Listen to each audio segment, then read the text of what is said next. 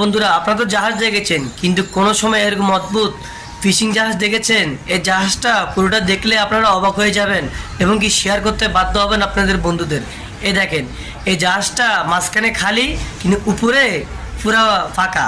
আপনাকে জানেন এটা কেন করা হয়? কারণ মাছ ওদের একটা কৌশল, অনেক বড় সাগরে গেলে এই মাছগুলো ধরতে অনেক কষ্ট হয়, তাই বিজ্ঞানীরা এমন একটা জাহাজ বানিয়েছে যাতে বড় বড় তিমি মাছের মতন মাছও জালে আটকে পড়ে যায় এই জাহাজের মাধ্যমে।